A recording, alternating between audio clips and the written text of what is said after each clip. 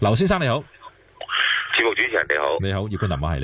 早晨係啊，我想講下咧，即係今次嗰個佔領運動事件，由當初我覺得大學生出嚟表達一啲訴求，我覺得都好嘅，因為近年你知一啲大學生有啲滑稽嘢，我哋成日都睇到啊，係咪？或者對住電腦多，出嚟社會行下，話唔定呢啲運動令到將來係可能成為社會一啲領袖嘅精英都唔定噶嘛，係咪？好啦，到最後咧睇到個問題都好嚴重嘅，係一個世代差異。係佔中三子佢所做嘅行動，諗住當日係霸中環，跟住就俾警察抬走，公民抗命完成，係咪？坐低嘅佢哋嗰陣係坐低，跟住就抬走佢啊嘛。但係到後來，其實佔中三子咧係領導唔到個活動，因為學生出嚟參與之後咧，佢有佢一套喎。係。咁呢個世代差異其實唔單止係佔中三子同佢哋嘅問題，佢哋同政府有問題，因為佢哋所要求嘅嘢咧，可能係一個形成一個差異喺裏邊啦。咁好啦，咁到最後個運動去到民意逆轉啦，覺得佢哋唔應該咁做嘅時候，佢哋唔聽喎。我哋嗰套先至啱，民意係唔啱噶。嗰個代表性有個女孩子，你講唔知邊個學聯代表咧？我唔理得咁多民意噶啦，我哋而家就要繼續佔領。咁樣嘅，咁今後香港當然啦，我覺得呢個問題咧係可以解決嘅。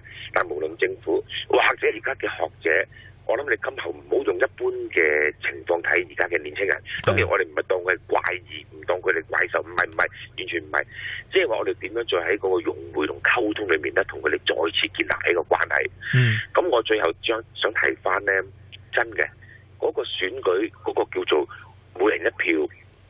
我哋所謂叫做即係每人一票嗰個選舉權利係存在嘅，但係並不存在就係嗰個提名係屬於可以我哋叫做開放式，或者叫做每人一個提名就去參與一個選舉。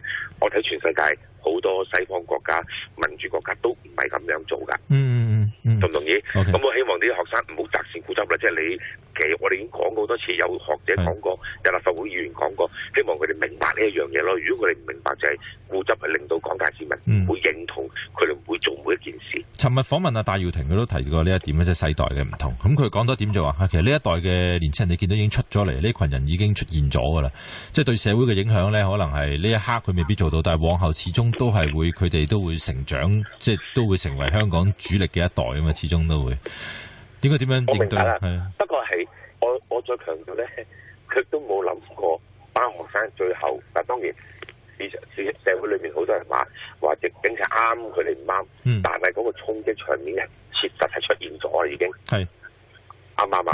咁我見到係可能有啲人話警察唔啱啦，但係都睇到啲學生係正面衝擊警察啊嘛。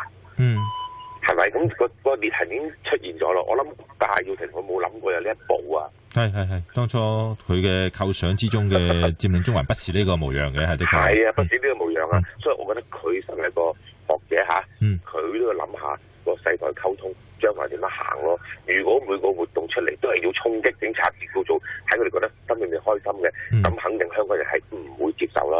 佢幾好提議到，我哋唔會認同嘅。OK， 好，多謝晒劉先生嚇，強調即係世代嘅差異呢一點啊，多謝晒阿劉先生嘅觀察。